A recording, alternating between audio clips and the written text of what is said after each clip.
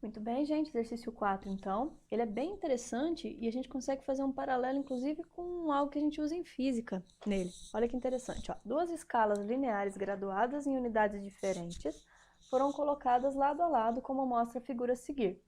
Só para fazer um parênteses aqui, a gente faz isso quando escreve escala de temperatura. Coloca duas escalas lineares, com variações específicas de cada escala, né? Então, aqui, por exemplo, né?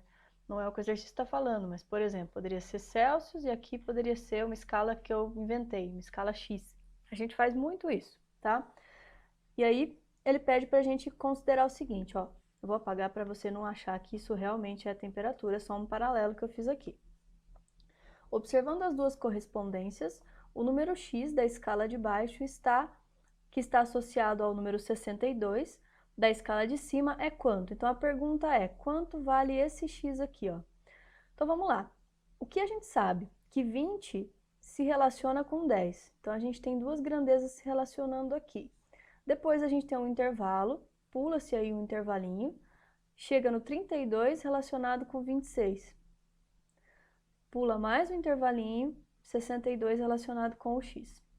Eu não sei qual é a relação direta aqui, ó. Aqui aparentemente é o dobro, mas aqui já não é o dobro, então a gente não pode relacionar a escala 1 com a escala 2 diretamente, mas eu posso tentar entender como que elas se relacionam na mesma linha. Então, por exemplo, ó, o que eu sei é que de 20 a 32 eu tive um intervalo de valores aqui, e esse intervalo eu posso comparar com o intervalo de baixo. Então, é isso que nós vamos fazer, ó. Eu vou comparar os intervalos das escalas. Como elas estão alinhadas, ó, eu posso dizer que esses intervalos são proporcionais, né? Porque eles combinam os valores linearmente. Então, a gente vai escrever o seguinte, ó. 20 para 32, eu vou escrever 32 menos 20 é proporcional a 26 menos 10. Eu não sei exatamente quanto tem, mas eu sei que é proporcional, tá? Então, ao passo que eu andei de 20 a 32, eu andei de 10 a 26 e cheguei no mesmo ponto. É isso que a gente tem que entender. Isso equivale a falar a mesma coisa do 62 menos 32, então eu andei outro intervalo, e x menos 26, certo?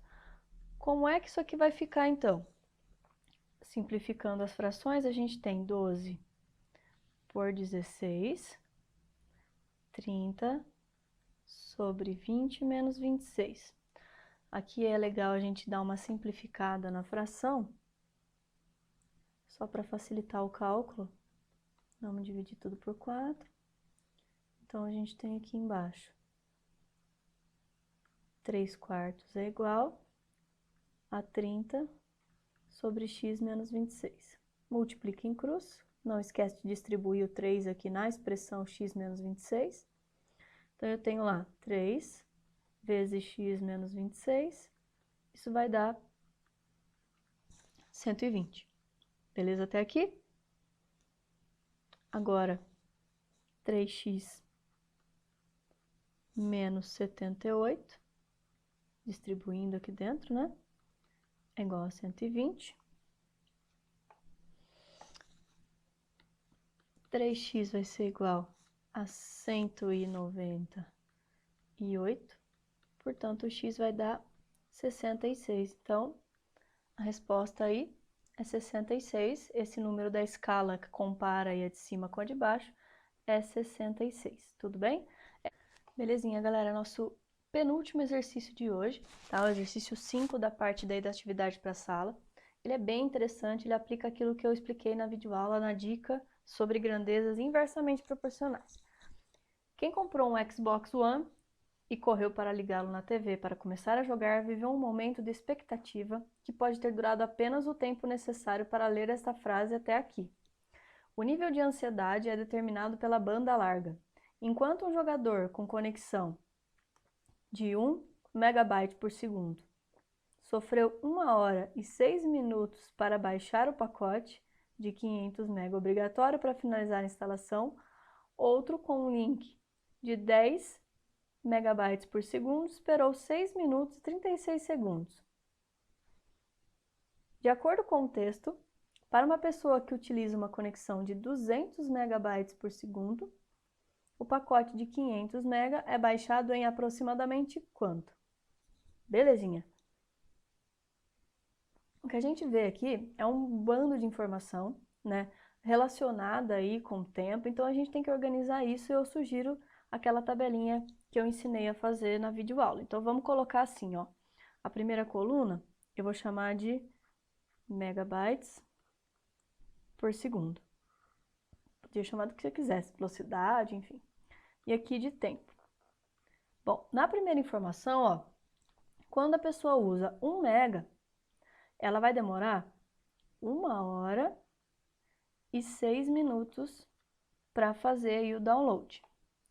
Quando a pessoa usa 10 mega, ela vai demorar 6 minutos e 36 segundos.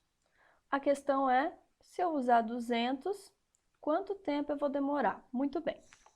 Primeira coisa que é importante aqui, eu tenho que escolher uma unidade de medida para trabalhar. Eu vou escolher os segundos, tá? Por que os segundos? Porque as minhas alternativas estão em segundos, então é mais conveniente aí. Então, antes de mais nada, a gente vai transformar tudo isso em segundos, tá?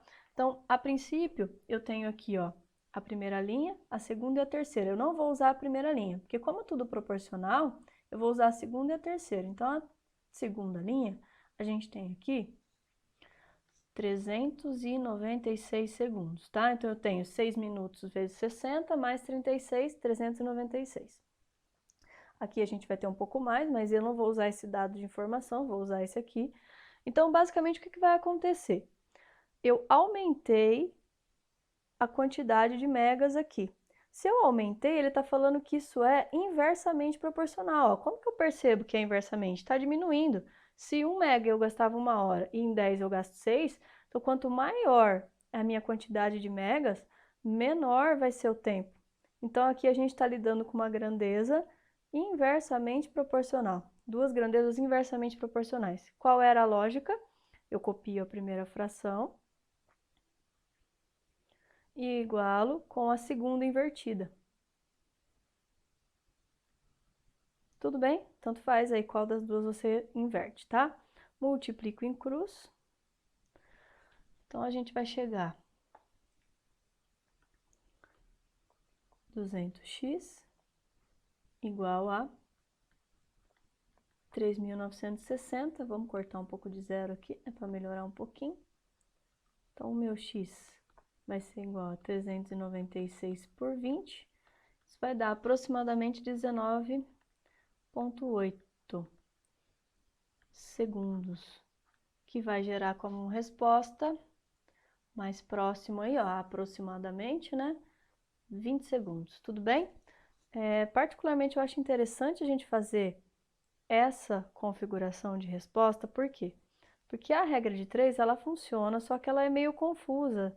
Você nunca sabe direito se você tem que multiplicar em cruz, multiplicar em linha reta. Eu acho que isso aqui, ela facilita um pouquinho no procedimento aí de resolver sem dúvidas, tá bom? Último exercício aí, galerinha, pra gente terminar. Menino maluquinho, a tirinha pra gente ler juntos, ó. Juninho, o que é inversamente proporcional?